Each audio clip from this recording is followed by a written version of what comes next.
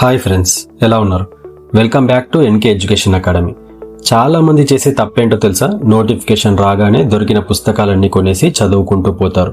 కానీ రైల్వే ఎగ్జామ్స్లో జాబ్ కొట్టాలంటే హార్డ్ వర్క్ మాత్రమే కాదు, స్మార్ట్ వర్క్ చేయాలి. సిలబస్లో ఉన్నవి గుడ్డిగా చదవడం కాదు, ఎక్కడ ఎక్కువ మార్కులు వస్తాయో తెలుసుకోవాలి, అక్కడే ఎక్కువగా ఫోకస్ చేయాలి.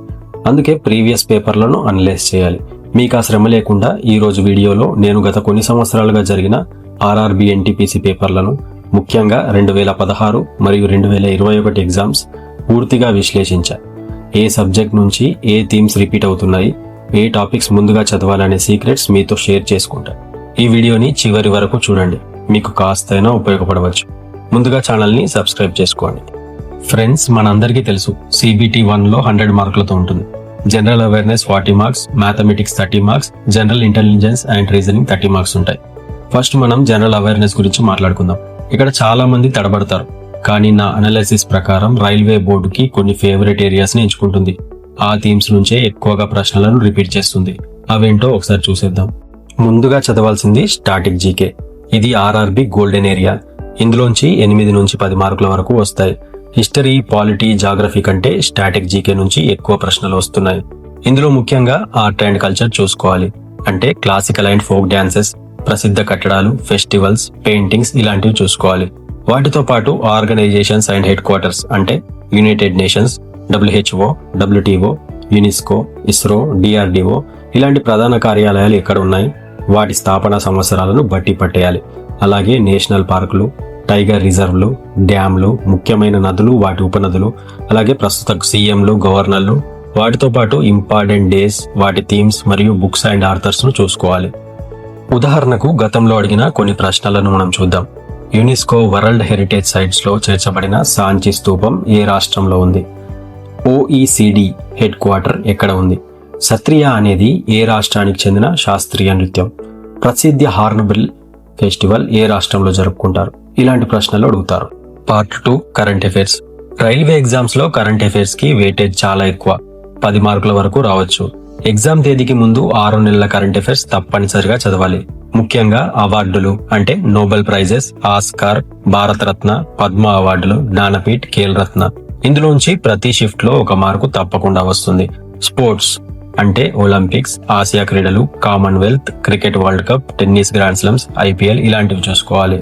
వీటితో పాటు ఇటీవల కాలంలో వివిధ దేశాల నూతన అధ్యక్షులు, ప్రధానులు, CJI, న్యూ అపాయింట్మెంట్స్ వీటిని చూసుకోవాలి.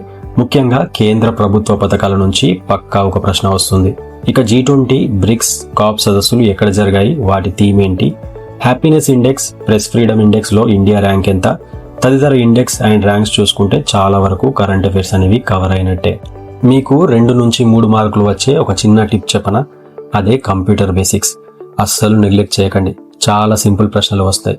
ఉదాహరణకు URL యొక్క పూర్తి రూపం ఏమిటి, బ్రెయిన్ ఆఫ్ కంప్యూటర్ అని దేన్ని అంటారు, కిలోబైట్ అనగా ఏంటి, వీటితో పాటు ర్యామ్, రోమ్, CPU వంటి బేసిక్ ఫుల్ ఫార్ములాలు నేర్చుకోండి.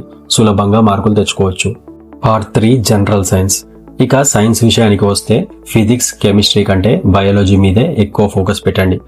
అందులోనూ విటమిన్స్, డిసీజెస్ అనేవి రైల్వేకి అత్యంత ఫేవరెట్ టాపిక్స్.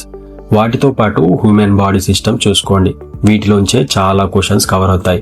గత NTPCలో వచ్చిన క్వశ్చన్స్ ఒకసారి చూద్దాం. బ్లడ్ క్లాటింగ్ ఏ విటమిన్ అవసరం? నైట్ బ్లైండ్నెస్ ఏ విటమిన్ లోపం వల్ల వస్తుంది? లైకెన్ అనేది దేన్ని సూచిస్తుంది? ఇలాంటి సింపుల్ ప్రశ్నలు వస్తాయి. ఇక ఫిజిక్స్ లో units, light, sound, Newton laws, important innovations, కెమిస్ట్రీలో periodic table, common names and chemical names, pH values, acids and bases చూసుకుంటే సరిపోతుంది. అందులోనూ NCERT 8th, 9th, 10th books లోని బాక్సెస్ లో ఉండే సమాచారం మిస్ చేయకుండా చదవండి. సైన్స్ నుంచి మనం ఈజీగా 10 నుంచి 15 మార్కులు తెచ్చుకోవచ్చు. Part 4 the mathematics. ఒక విషయం గుర్తుంచుకోండి, రైల్వే మ్యాథ్స్ ఎప్పుడూ కాన్సెప్ట్ పరంగా ఈజీగానే ఉంటుంది, కానీ క్యాలిక్యులేషన్స్ మాత్రం టైం తీసుకుంటాయి. ప్రశ్నలు కష్టంగా ఉండవు, కానీ పాయింట్లలో ఆన్సర్లు రావడం, పెద్ద సంఖ్యలు ఇవ్వడం ద్వారా టైం వేస్ట్ చేస్తున్నారు.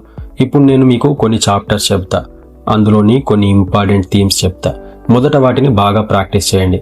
వీలైతే ఈ టాపిక్స్ పేపర్ మీద రాసి పెట్టుకోండి. 1. Number system and simplification. ఇందులో BODMAS rule, fractions, LCM and HCF of decimals ఇవి చూసుకోండి. ఉదాహరణకు గతంలో వచ్చిన క్వశ్చన్ చూద్దాం. రెండు సంఖ్యల మొత్తం 60, వాటి HCF 12 మరియు LCM 72 అయితే ఆ రెండు సంఖ్యల విలోమాల మొత్తం ఎంత? ఇలాంటి ప్రశ్నలు రెగ్యులర్గా రిపీట్ అవుతున్నాయి. వీటిని జాగ్రత్తగా ప్రాక్టీస్ చేయండి. Theme 2 time and work. ఒకరు పని వదిలేసి వెళ్తే మిగిలిన పని ఎంత అంటే left or join concept. Efficiency based MDH formula ఆధారంగా ప్రశ్నలు అడుగుతారు. ఉదాహరణకు A ఒక పనిని 20 రోజుల్లో, B 30 రోజుల్లో చేస్తారు. 5 రోజులు కలిసి పని చేశాక A వదిలి వెళ్ళిపోతే మిగిలిన పని B ఎన్ని రోజుల్లో చేస్తారు? ఈ లివింగ్ కాన్సెప్ట్ మోడల్ని చాలా బాగా ప్రాక్టీస్ చేయండి. వీటితో పాటు చాలా important percentages, ratio and proportion, profit and loss averages మరియు simple interest and compound interest. ఈ చాప్టర్స్ ప్రాక్టీస్ చేస్తే చాలు, చాలా ప్రశ్నలకు సమాధానాలు ఈజీగా పెట్టొచ్చు. మ్యాథ్స్లో మీరు ఈజీగా 2 నుంచి 3 మార్కులు స్కోర్ చేసే ఒక టాపిక్ చెప్పనా? అదే స్టాటిస్టిక్స్. ఇది రైల్వే స్పెషల్ చాప్టర్. దీన్ని చాలా మంది నెగ్లెక్ట్ చేస్తారు. Mean, median, mode, variance, standard deviation ఈ టాపిక్స్ చూసుకోండి. ఈజీగా ఆన్సర్ పెట్టొచ్చు. ఉదాహరణకు కొన్ని నంబర్స్ ఇచ్చి దాని యొక్క మోడ్ను కనుగొనండి. ఇలాంటి సింపుల్ ప్రశ్నలే వస్తాయి. ఈజీగా సమాధానం పెట్టొచ్చు. చాలా మంది టైం ఎక్కువ తీసుకుంటాయని ప్యూర్ మ్యాథ్స్ క్వశ్చన్స్ ని వదిలేస్తారు. అక్కడే దెబ్బతింటారు. వీటిలో కూడా కొన్ని సింపుల్ ప్రశ్నలు వస్తాయి. బాగా ప్రాక్టీస్ చేస్తే ఆన్సర్ సింపుల్ గానే పెట్టొచ్చు. ఇందులో మెన్సురేషన్ నుంచి సర్కిల్, స్క్వేర్, ట్రయాంగిల్, అలాగే సిలిండర్, కోన్ వంటి ఫార్ములా బేస్డ్ ప్రశ్నలను చూసుకోండి. ట్రిగ్నోమెట్రీ నుంచి సైన్, కాస్, టాన్ టేబుల్ ని బట్టి పట్టేయండి. హైట్స్ అండ్ డిస్టెన్సెస్ ఒకసారి చూసుకోండి. Part 5 general intelligence and reasoning. Final గా మీ ర్యాంక్ ను డిసైడ్ చేసే సబ్జెక్ట్ రీజనింగ్. ఇక్కడ 30కి 30 తెచ్చుకునే అవకాశం ఉంది. కానీ గత 10 ఏళ్లలో పేపర్ ట్రెండ్ మారింది. ఒకప్పుడు నాన్ వర్బల్ ప్రశ్నలు ఎక్కువగా వచ్చేవి. ఇప్పుడు వర్బల్ రీజనింగ్ పెరిగింది. అంటే స్టేట్మెంట్స్ చదివి అర్థం చేసుకునే ప్రశ్నలు పెరిగాయి. రీజనింగ్ లో ముందుగా మీరు చదవాల్సింది కోడింగ్, డీకోడింగ్. ఉదాహరణకు ఒక కోడ్ భాషలో టీచర్ ని VGCEJGT గా రాస్తే చిల్డ్రన్ ని ఎలా రాస్తారు? అలాంటి ప్రశ్నలు ఎక్కువగా అడుగుతారు. అలాగే సిరీస్, మిస్సింగ్ నంబర్స్ చూసుకోండి. అంటే ఒక సిరీస్ ని పూర్తి చేయాలి. ఉదాహరణకు 2, 6, 12, 20, 30 నెక్స్ట్ ఏంటి? ఇలాంటి ప్రశ్నలు వస్తాయి.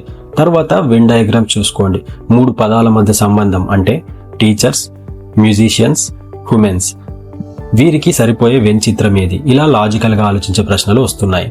ఇక మీరు ముఖ్యంగా చూసుకోవాల్సిన మరీ టాపిక్ మ్యాథమెటికల్ ఆపరేషన్స్ అంటే గుర్తులు మార్చడం. ప్లస్ ఉంటే డివైడెడ్ అని, డివైడెడ్ ఉంటే ఇంటూ అని ఇలాంటి ప్రశ్నలు ఎక్కువగా వస్తాయి. ఇది చాలా ఈజీ కానీ టైం తీసుకుంటుంది.